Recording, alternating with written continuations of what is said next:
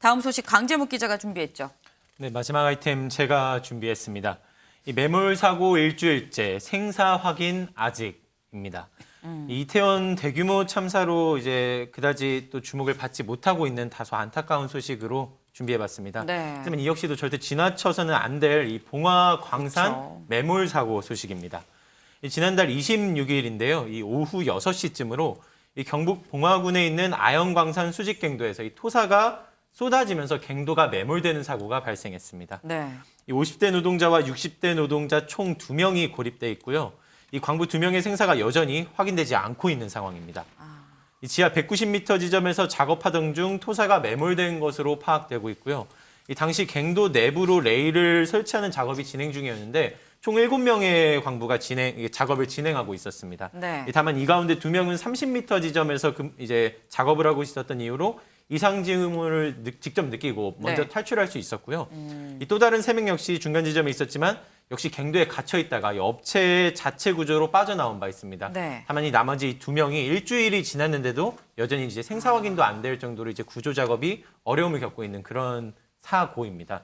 이 구조 작업에 어려움을 겪는 것은 아무래도 이제 광산의 구조적인 특성 때문일 텐데요. 네. 이 제1수직갱도 지하 46m 지점에 아까 190m라고 말씀드렸는데 네. 그보다 좀 더 위쪽에 있는 46m 지점에서 이 900톤 가량의 토사가 갱도 아래로 쏟아진 것입니다. 수직이라는 표현 그대로 이게 한번 무너지면은 네. 이 무너진 지점부터 그 아래 지점까지 전부 다 막혀버리는 완전 거거든요. 매몰되는 거죠. 완전 매몰되는 거기 때문에 그 길을 또 이제 또 뚫어야 되고 또 찾아야 되는 이 모든 과정들이 남아 있는 것 때문에 이제 좀 어려움을 겪고 있는 그런 상황입니다. 지금 수직 구조라서 더더욱 좀 어려움을 겪고 있다라는 설명입니다. 하지만 그럼에도 불구하고 어쨌거나 어떤 상황에서도 또 구조는 해야 되는 거거든요. 근데 그렇다고 한다면 지금 구조가 어느 정도 좀 진행이 되고 있는 걸까라는 궁금증이 드는데요. 저희가 또 이 내용을 좀 설명드리기 위해 그림 자료와 함께 좀 말씀을 드리려고 네. 하는데요. 일단 이 광산에는 제1수직갱도와 제2수직갱도가 있습니다. 네. 이 제1수직갱도, 이 토사로 인해 진입로가 막혔다고 방금 말씀드렸죠. 네. 이 막힌 만큼 그 다른 이 제2수직갱도를 이용해 이 구조 작업을 진행을 해야 되는데요. 네. 이 제2수직갱도 같은 경우는 이 수십 년간 그간 이용되지 않아 왔었던 터라 네. 이 갱도에 암석과 토사가 뒤섞여 있어 진입에 장애가 이 어려움이 많은 상황입니다. 네. 때문에 이곳을 또 이제 진로를 확보해야 되는 작업 역시 필요한 상황이고요. 네. 이곳 제2갱도를 통해 수직으로 140m가량 내려간 뒤 다시 제1갱도 방면으로 이 수평으로 네. 130m를 이동해야 되는 상황입니다. 그림 보시면서도 느끼시겠지만 다소 좀 복잡한 상황인데요. 네. 이 길을 뚫는 과정이 목적이고 또 동시에 이 과정에 이제 난항이 있는 중인데 이 땅속을 뚫는 작업, 이 시추 작업이 이제 어제까지로 또 1차 작업이 진행됐는데 네. 결론부터 말씀드리면 안타깝게도 1차 작업은 실패했습니다. 아이고. 이 구조당국이 이제 32시간 동안 지름 76mm의 크기의 배관 구멍을 이제 잘못된 지점에 뚫었다며 네. 새로운 좌표를 찾아 다시 시추한다고 밝힌 상태입니다. 이 당국은 암석 등 변수로 인해 오차 범위 없이 정확히 수직으로 뚫지가 않았다는 설명인데요. 이후 오늘 오전으로도 진행 과정 이 브리핑 통해 설명이 있었습니다. 이 내용은 직접 확인해 보시겠습니다. 그 안반의 상황이나 그리고 또 오차 이런 것들이 있기 때문에 그런 상황이 발생이 됐고 추가적으로 그 측량 전문가들을 어제부터 해서 수배를 해서 최대한 정확한 좌표 그리고 갱내의 어떤 좌표들도 보정을 해서 최대한 확률을 높일 수 있게 그런 작업들을 하고 있는 겁니다. 2차선 19m까지 지금 작업이 완료됐고요. 앞으로 지금 여건이 좀 좋아질 것을 보고 속도가 좀 빨라질 것으로 예상하고 있습니다.